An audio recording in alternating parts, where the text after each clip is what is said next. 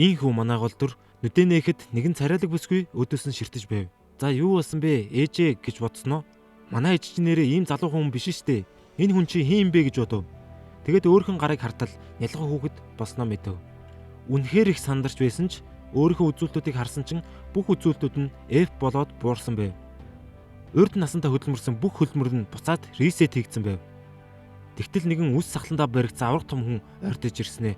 Бүгд түүнийг эзэн хаантан гэж дуудаж байв. Манай гол дүр тэгээд энэ хүний хүү буюу ханхүү болон дахин төрсөн байв. Ийхүү Самарт ирж хүүхдийн нэр өгөх ёслол хийж хаант улсын 13 дахь ханхүүгээр зарлагдсан Ноо гэдэг нэрийг авжээ. Тэгээд манай хүн үзүүлэлтүүдээ шалгахад түүний маш суг үзүүлэлтэн дээр их гүрний ханхүү гэсэн хэрэгэм зэрэг нэмэгдэж албан ёсны ханхүү болсон гэдгийг баталгаажуулв. Хаан Самартнаас асууж гин ханхүү маань байгалийн ямар элементийн бэлэг чадвартай вэ гэхэд усны элементийн авьяастай гэж хариулв. Энэ бол маш том ад завшаа. Яагаад гэвэл энэ Мерес гэдэг хаант улс нь усны чадвартай хүмүүсээрээ алдартай. Хаан ч гэсэн сэтгэл нь хөдөлж Самартнаас түүний нууц чадварыг дэлгэхийг хүсв. Тэгтэл түүний усны чадвар нь бүр SS ранк гэж гарч ирлээ шүү.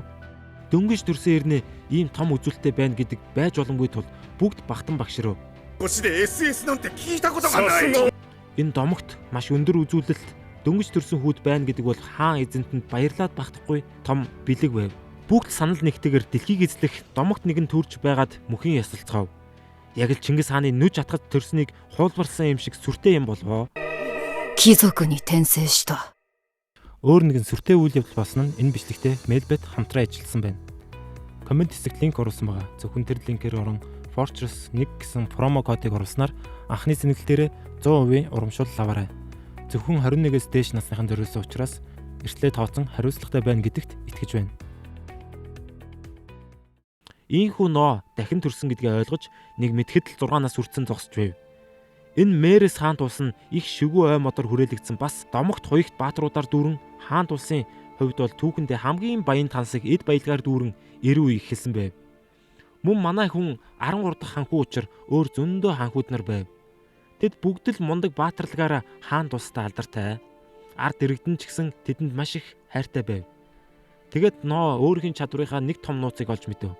Түүний энэ SS ранк нь яг өөрхийн чадвар гэхээсээ илүү өөрт нь ноогдож ирсэн ард иргэдийнх нь үзүүлэлтүүдийн нэмэгдэж байгаа тийм боф гэх юм уу? Түүний муу үзүүлэлтэн дээр ингэж нэмэгдэж нэг ёсонтой манай хүн илүү их эрх мэдэлтэй болж өөрийн ард иргэдэд туслахуудаа нэмэх тусам хязгааргүй их хүчтэй болно гэсэн үг.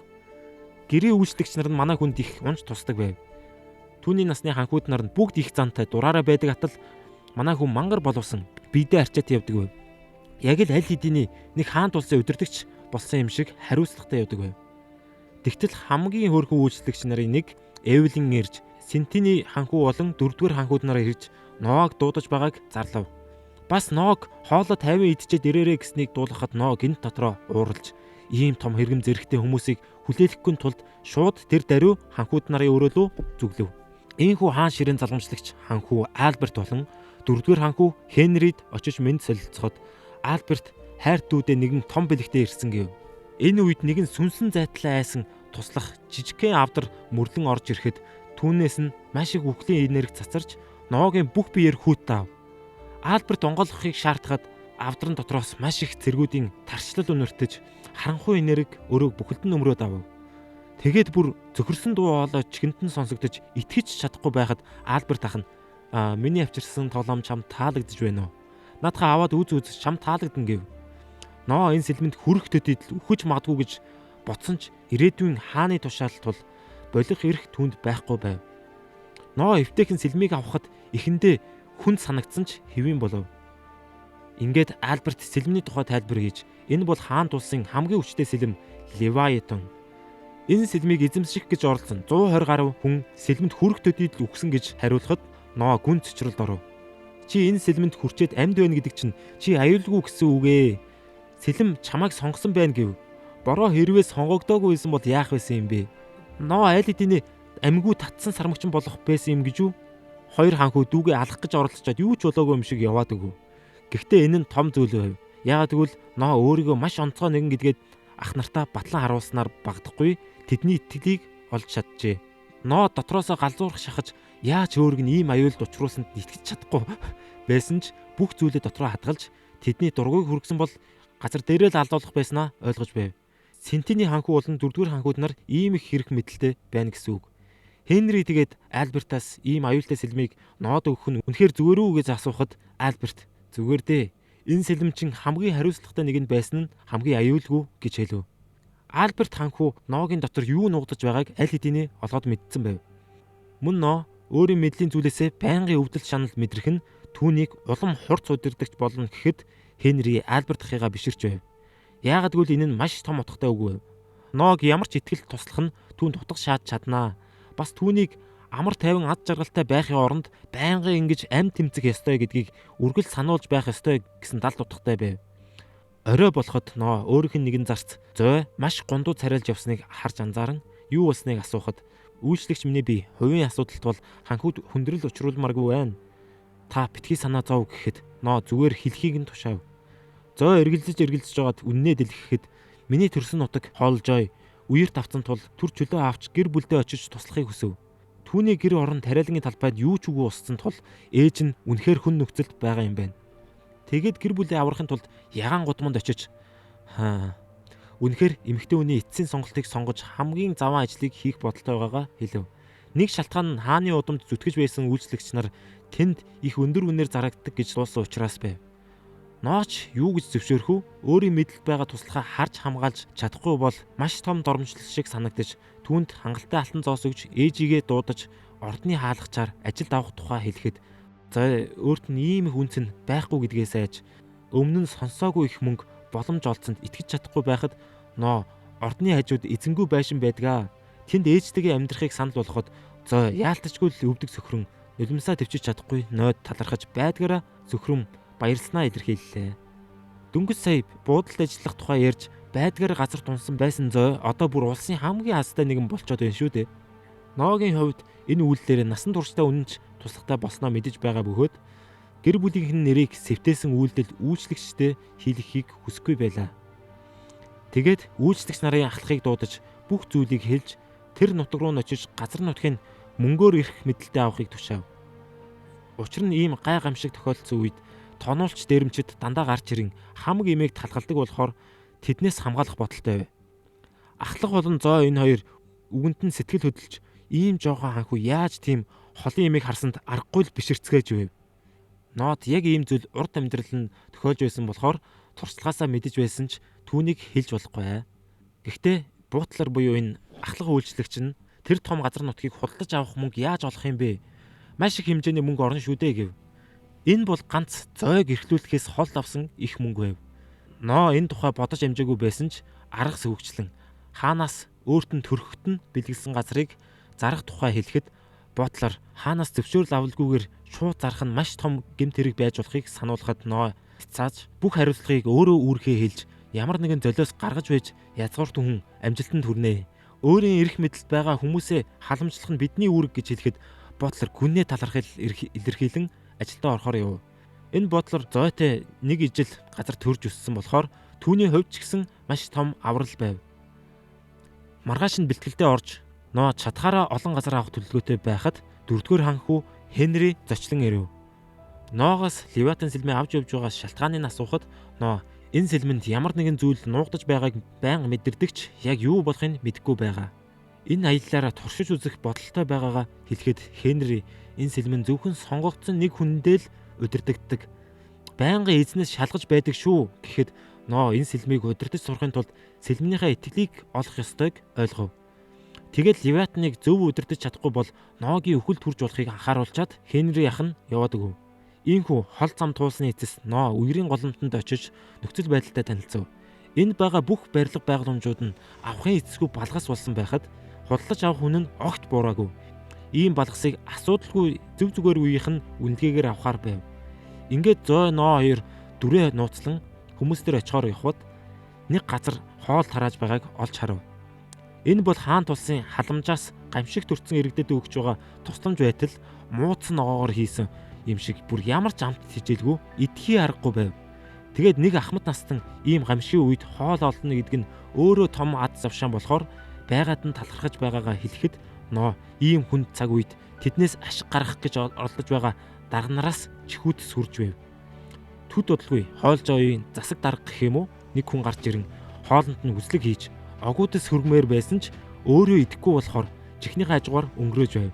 Ноо энэ үйлдэлийн тэсэлгүй энэ даргаыг улсаас гаргаж өгсөн мөнгийг хувьдаа завшиж ийм хүн идэхийн аргагүй юмар хоолж байна гэж гүтгэхэд энэ дарга үүсгэлгүй сайн мөнгө олж байгаагаа гайхуулж хэн эрх мэдэлтэй дөрүүлж идэх ёстой гэд мангар бардан байна шүү.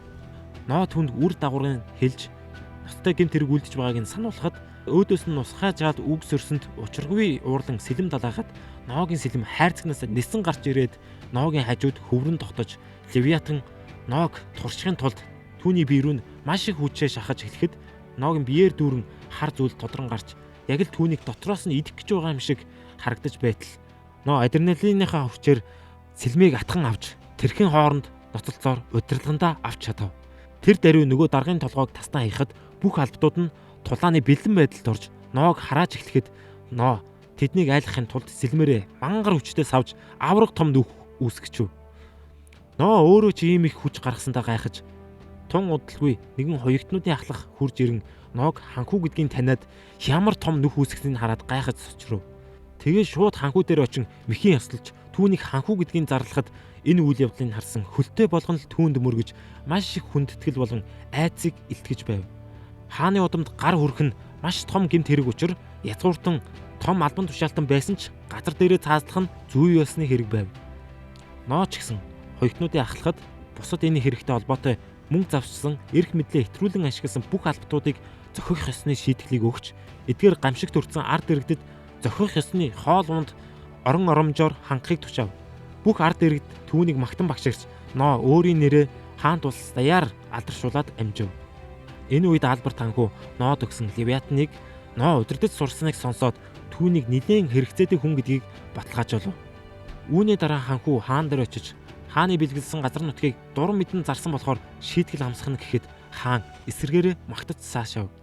Энэ үйлдэлээр тонооч дээрэмчдийг сандаачлахаас газар нутгаа хамгааллаа. Бас дээрэс нь Левиатаны хүчийг удирдах сурна гэдэг хаанд улсын хувьд байж боломгүй том олол амжилт гээд Ногийн үзүүлэлтийг шалгахад SS ранк нь 3S ранк болоод дэвссэн байв. Тэгээ шинэ газар нутаг ард иргэдээ болсон тул дагаад манай үний скил өссөн гэсэн үг. Хаанч байдгаараа бахархаад Ноог үргэлжлүүлэн хаант улсынхаа төлөө ийхүү асуудлуудыг шийдэж өгөхийг хүсв. Маргааш нь Ноо алдартай гудамжны дуучны тоглолтыг үзэхээр нэг нь нууцлагдмал театрт ирж үзвэл ягаан өстэй мангар их чойлогтой охин гарч ирэн дуулж гарав.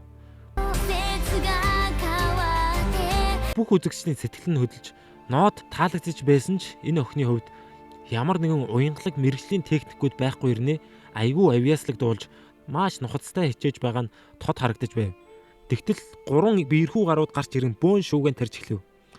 Аличи гээд энэ охины ээж аав нь эдгээр хүмүүст маш их өртөө байтал ажил хийхээ оронд энд дуу дуулж зогслоо гээд тэнэг царайтай болдруу эмэгтэй хүнд мөнгө олох илүү дээр арга байдаг үсттэй гээд ягаан өсдөд гар хүрч эхлэв. Ноо юу гэж зүгээр өнгөрөөхөв. Эцэг эхийнхээ өрийг хүүхэд өөрөө төлнө гэдэг хаант улсын хуулинд тусгайчлан зааснаар хүүхдэд ямар ч хариуцлага хүлээлгэх ёсгүй гээд шууд дэвжээлүү гарч очиод лекс тавих гэтэл нөгөө бүдүүн гар чинь нусанхай жаал байна гэж бодоод ханхүүг заамдаа авахад Ноо шууд сэлмнийхээ үчиг гарган заал даяар түүний аимшигтай ааврыг мэдэрч байв. Энэ сэлмээ суглах болгонд л аимшигтай айдас хүн болгонд мэдрэгдэг гинэ. Энэ их хүчийг биеэрээ мэдэрсэн танхаа этгээдүүд зүхтан алга болцгоо. Нэг өдөр түүний үйлчлүүлэгч нар Ноог хувцаслаж байгаа хэдүүлээ харах ба түүнд нэгэн зочин ирэв. Энэ бол хоолжой нийгэмлэгийн удирдагч байв. Нөгөө үерт автсан газар нутаг. Тэгэд албан ёсны яриагаа хайж шууд гол санаагаа хэлхийг хүсвэл түүний хувьд өмнө нь ханхүүтэй уулзаж байсан бөгөөд хаан өөрөө түүнийг энэ албан тушаалд тавьсан болохоор хааны итгэлийг алдахгүй ажиллаа хийж чадаж байгаа эсхийг сорин нөгөө үерээс болж ногоо тариалан хэцүү болсон байх. Хоолжой бол хаанд улсыг тэтгэгч нэг том тариалангийн хот учраас энэ залууг дээд гэдэг бөгөөд энэ дээд гэдэг залууг ажиглавал яг л аманд нь жолооч гисэн аятай дуугарч ядаад байв. Энэ дээд гэдэг залуу нь маш алдартай усны шиднүүдийн нутгаас гаралтай тул хаан энэ үерийг зогсоохын тулд түүнийг онцгойлон сонгосон атал ийхүү дуугарч ядсанд уурламар байгаач эхлээд учир шалтгааныг сонсохоор болов. Удирдагч дээд маань хоолжойг үерийн гамшигаас нөхөн сэргээх ямар ч санхүүжилтгүй байгааг Ноод өчөв. улсын санхүүгийн албаны дарга ямар ч санхүүжилт гаргаж өгөхгүй байгаа гинэ. Ноо шууд санхүүгийн алба руу явж очиход ноог тоосон шинжгүй эцээр байна гин шүү. Тэгээд ханхүүг энд ямар шалтгаанаар ирснийг асуухад шууд ажилдаа орж дээдэд яагаад хоолжойг нөхөн сэргээх санхүүжилтийг өгөхгүй байгааг нь асуув. Maverick гээд энэ халзан тух санхүүжилт өгөхгүй байгаад нэгэн шалтгаан бий гэхэд ноо хэрвээ чи жоох хүүхд ойлгохгүй гэж байгаа те ижил төстэй зүйл хэлвэл өөрт нь таарсан хариуцлага оноох болохоо хэлв. Maverick мэдээж бацаан өөдөөс нь томорсон дургуй нөрөв.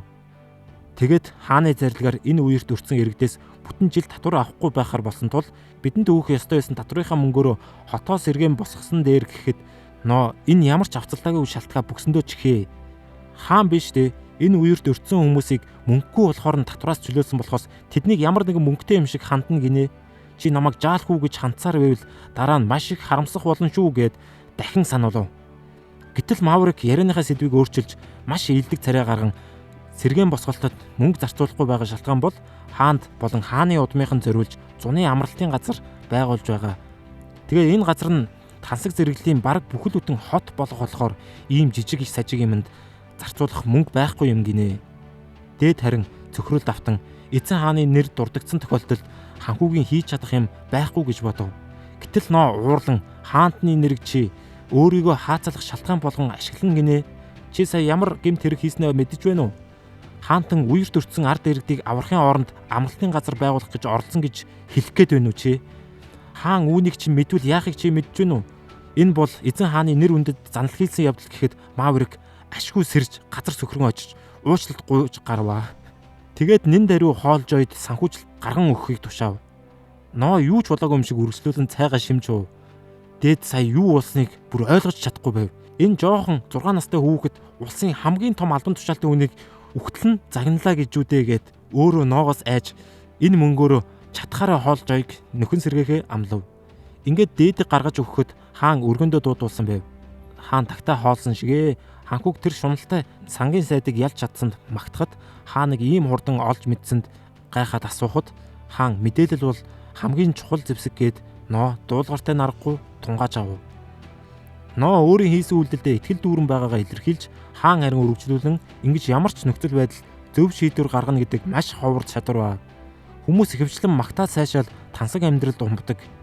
Тэгээд ноогийн толгойг илээд миний хүү дөнгөж 6 настай хатал аль хэдийнэ ихэнх хүмүүсийн гаргаж чаддгүй шийдвэрийг гаргаж байна.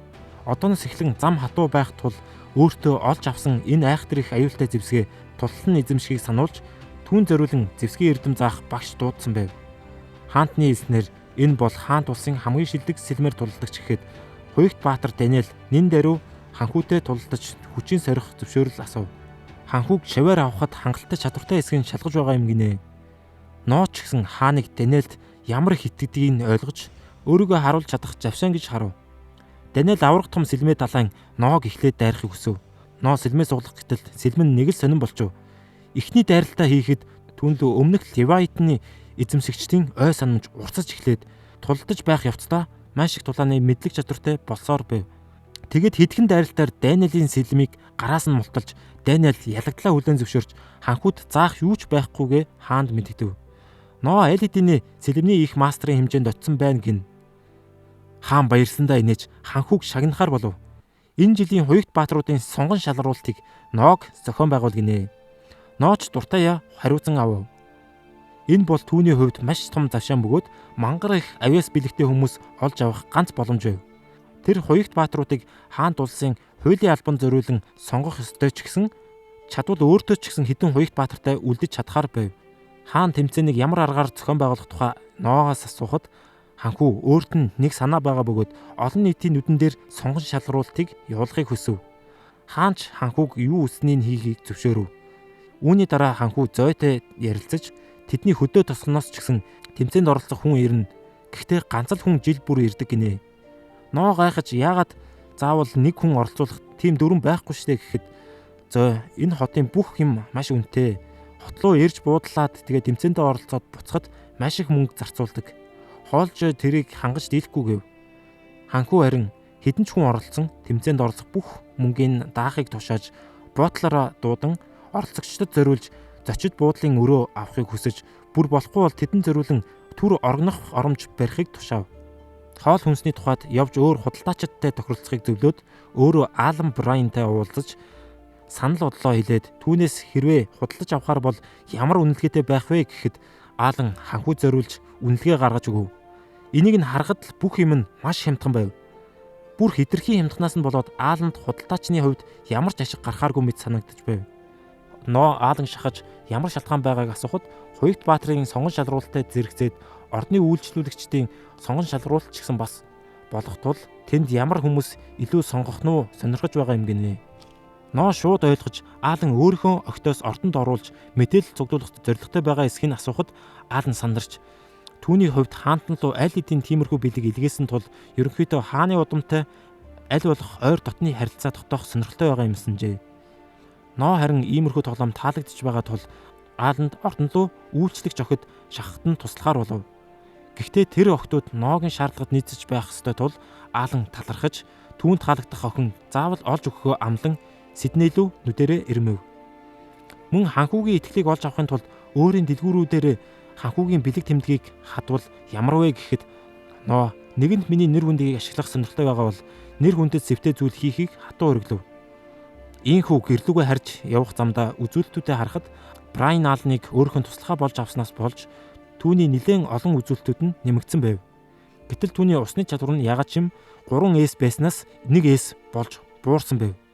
Нин дэрүү хаан дээр очиж түүний эзэмшил нутгуудад ямар нэгэн зүйл хажим байна гэхэд хаан аль хэдийнэ яг ямар асуудал гарсныг мэдэж байгаа юм шиг байв.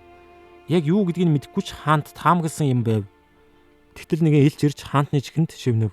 Хаан Ноод хандан миний хүүгийн айсан зүйл үнэн байжээ. Айлмирад бослог гарсан байна. Бослог гаргагчид дор хаяж 5 мянгуулаа гэсэн мэдээлэл ирсэн бөгөөд энэ нь Ногийн эзэмшил нутаг учраас хаан Ноог очиж бослогыг дарахыг асуув. Ноо хариулж надад айран өдөрдөх ямар ч туршлага байхгүй. Бас дээрэс нь над шиг балчир хүүхдийг үгэнд орж бослог намжих нь юу л бол энэний оронд өөр ханхууг бослогыг дарахаар явуулвал ах нараасаа суралцаж болох тухай санал болгоход түүний санаа хаанд их таалагдав. Тэгэд Ноод санал болгох ханхүү байна уу гэхэд Хенриг санал болгов. Ноо Хенригийн шийдвэрт итгэдэг гэхэд хаан Хенриг энэ ажилд томилов. Ийхүү аялдаа гарч Хенри Ноогоос үнэхээр энэ ажлыг надад даатгах нь зүгээр үү? Чи энэ тулаанаас маш их нэр хүнд олж авч болох байсан шүү дээ гэхэд Ногийн энэ удаагийн зорилго бол туршлага олж авах байсан тул туршлагагүй Ногийн хувьд өөрөөс нь болж гэмгүй хүмүүс өгөхийг үнэн голоосоо хүсэхгүй байв. Энэ үед түүний сэлэм хэн нэгний алах хүслийг мэдэрч Ноо хөсөг тэргээ зогсоохыг хүсв. Хэн нэгэн түүнийг энэ ойд алахыг хүсэж байна гэдэг бол энэ бол урих занга. Тэгэд дайсанд боломж олохын оронд төрүүлж буугаад эргэн тойрноо ажихад бүх гэрэл унтарч байгаа. Тэгснэ баахан ус энэ тэндгүү өргөдөөд эхэллээ шүү. Шууд ханхуулуудаа харахад түүний хувирдаг хуйг бүгдийг хааж чадав. Усны ид шид хэрэглэн гэдэг бол энэ хүмүүс айлмираагаас гаралтай хүмүүс гэсэн үг. Нэг ёсонтой өөрийнх нь хүмүүс учраас тэднийг гэмтээлгүй ухаан алдуулж орхив. Хенри харин эднээс мэдээлэл авах байсан юм да гэхэд Ноо одоо ч гэсэн мэдээлэл авч болно. Би энэ хүмүүсийг алаагүй гэж хэлэхэд Хенри энэ үйлдэлийг биширч бослог гаргагчид голдуу морьтой зэрэгтэй явж байгаа гэж сонссон болохоор ийм явган зэргүүд бас дайрна гэж огт таамагласангүй гэв. Энэ яриа Ноод нэгэн санаад төрүүлв. Альмираа бол тийм сайн морьтой газар биш ээ. Тиймээс Алантай ярилцаж энэ маш нууц мэдээллийн тухай дэлгэв. Түүнд $10,000 өгч зах зээл рүү байгаа бүх морины тижээлийг худалдаж авахыг хүсв. Бослог гаргагчид тийм их морьтой болох боломжгүй атал хэн нэгэн тэдэнд морь шахаж байгаа гэдгийг таамаглаж байв. Тиймээс тэр морьтой тижээхийн тулд маш их хэмжээний тижээл хэрэгтэй. Хэрвээ хангалттай хэмжээний тижээл олж чадахгүй бол тэдний морьд ямар ч хэрэгцээгүй болох нь гарцаагүй. Ингээд хаантан дуудулсан учраас яваад очиход түүний барьсан альмирэгийн цэргүүдийг байцааж мэдээлэл олж авсан байв. Тэдний зорилго бол ханхууг алах биш, харин түүнийг хулгайлж барьцаалах санаатай байгаа гэхэд Ноо тэд нар ийм хурдан мэдээлэлээ дэлгэсэн бол энэ худал мэдээлэл байх өндөр магадлалтай гэхэд хаан ийм мундаг сэтгсэнд нь баяртай байгаа ч санаа зовлтгүй. Миний байцаанд хамлагч нар бол зөвхөн үнэн мэдээллийг олж авч чаддаг. Гүйлээ гэхэд би хүний нүд рүү хараад л шууд мэдэж чаддаг гэхэд Ноо бүрэн итгэв. Хаантан ч ханхууг магтаж тэр дайралтыг ямар сайн зохицуулж чадсныг гайхаж хэрвээ чи баригдсан байсан бол бидэнд маш том асуудал учруулах байсан. Гэтэл чи ингээд миний өмнө сууж байгаа чинь маш их баяртай байна. Бас түүний мордын тижээлийг таслах ажиллагааг нь аль хэдийн олоод мэдсэн байв. Ноо дөнгөж сая Аланд л энэ тухай хэлсэн шүү дээ. Нууцын нууц мэдээлэл атал хаан аль хэдийн олоод мэдчихв. Энэ нөхцөл байдалд ихэнхдээ бослог гаргагчдыг хоол хүнсээр нь тасалж өлсгөлөнд нэрвэгдүүлэх бодлого ихэнхдээ явагддаг. Ялангуяа Альберт ханхүү ийм арга хэрэглэдэг тул ханхүүг арай өөр арга хэрэглэсэнд хаан хүүгийнхээ мөрөн дээр гараа тавьж чи үргэлж шин санаа сэтгэх юм. Мөн тэр санаагаа шууд газар дээр нь хэрэгжүүлэх зориг зүрх байна гэдэг бол тийм ч амархан зүйл биш ээ. Тэгэд ханхүүг шагнаж түүний эмблемээр сэлэм залахыг зөвшөөрөв. Энэ улс бол тулаанч баатруудын улс. Өөрсдийн эмблемээр сэлэм зална гэдэг зөвхөн хааны зөвшөөрлөөр залдаг учраас маш том хүндэтгэл байлаа. Ханхүү хааны итгэлийг алдахгүй байхаа амлаж талархлаа илэрхийлв. Үүний дараа Аалан өөрийн биеэрээ түүн дээр яаран очиж зах зээл дээр байгаа бүх малын дижлийг татах нь ямар ч асуудалгүй гэдгийг уламжлав. Гэхдээ бослог гаргагчдын толгойлогч маш аюултай хүн тул ийхүү бүх дижлийг нэг цэг төвлөрүүлснээр Аалан өөрөө халлах дүртэх эрсдэлтэй гэв. Ноо энэ тухай нухастай бодноо. Гэхдээ тэрнээс өмнө үйлчлүүлэгч Эвлин ирж ордны үүдэнд шархтай зэрэг ирсэн ханхүүтэй уулзахыг хүсэж байна гэхэд Ноо явж очиход байдгаараа шархсан зэрэг Альмирад бослог гарсан тухай мэдээлэлээр ирсэн байв. Түүний дарга нар нь хүртэл энэ бослогтой холбоотой бөгөөд манай хүн тэдэндээ нэгдэхийн оронд ханхүүдээр өөрийн биеэр энэ мэдээг хүргэжээ. Аалан энэ бүхнийг харж зогсоод эдгээр мэдээллийг ханхүү аль хэдийн мэдсэн шүү дээ.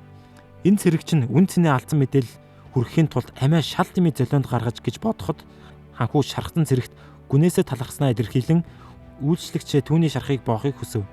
Тэгэд явах гэснээ эргэж харан энэ цэрэгт $1000 өгөхийг эвлэнд тушаав.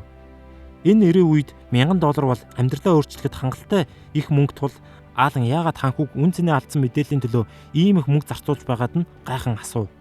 Ноо бол энэ цэргийг хүргэж өгсөн мэдээллээс нь болж шагнаж байгаа юм бишээ. Харин түүний энэ их зориг төвчээр үнс хүчин зүтгэлийг бодож шагнаж байгаа юм гэв. Энэ үйлдэлээрээ Аалны амыг хангалгав. Орой болоход зой маш айж сандарсан орж ирэхэд юу ч хэлэлгүй газар сөхрөн ойчив. Юу болсныг хэлгээд $500 санал болгоход зой танихгүй хүмүүс түүн дээр ирэн ханхүүд нууцаар энэ ухаан алдуулах шингэнийг хөгж унтуулахыг шаардсан байв. Ноо яагаад зойг тэдний үгэнд орохын оронд над дээр ирсэн бэ гэхэд зой сад тавин хэрвээ чадахгүй бол миний амийг таслана гэж сүрдүүлсэн байв. Гэхдээ тэгснээр өөрийнхөө амь насныхаа төлөө ханхүүг хөнөөж чадахгүй болохоор үхэлтэйгээ эвлэрсэн байгаа нь энэ юм байна л да. Энэ бослог гаргагчид ханхүүг хулгайлахын тулд бүхнээ хийж байгаа нь тодорхой харагдаж байв. Ханхүү тэр даруул $500 чек бичиж өгөөд намайг худалдаагүй шагналчин энэ гэж шагнахад харин зөө ийм их мөнгө авч чадахгүй гэхэд ноо ханхүү миний охин наад мөнгөө авахтаа битгий эргэлзээ гэж ятгаад зөө үргэлжлүүлэн сад тавьж эхлэв. Ноо бас зоогоор нэг зүйлийг хийлгэхийг хүсэж би энэ нойрцуулах хэмээг ууж унтах болно. Чи харин тэр хүмүүсээ дуудаж намайг хүлээлгэж өгөөд тэднийг завгүй баярлаж байх хооронд зүгтхийг тушаав. Ийм эрсдэлтэй зүйл хийж байгаагийн шалтгаан нь ноо тэдэнтэй нүүр тулан уулзахыг хүсэж байв. Хэсэг хугацааны дараа ханхүү хаа нэгтээ сэрээд дээрэмчдийн бүр болохгүй бол ханхүүг алах тухай ярьж байгааг сонсов. Ноо нөгөө эмийн үйлчлэгийг дуусгахыг хүлээж унтаж байгаа дүр хэсгэн гар болон хөл нь хүлээстэй байгааг олж мэдэв. Гэхдээ бослог гаргагчид нэгжлэг хийхдээ маш тааруу тул ноогын чихэнд нуугдаж байгаа Левиатныг олж мэдээгүй байв. За энэ куб бичлэг дууслаа. Язгууртан болж дахин төрсөн гэдэг анимын 1-4 дугаар ангийг ярьлаа. Дараагийн бичлэг хүртэл түр бай.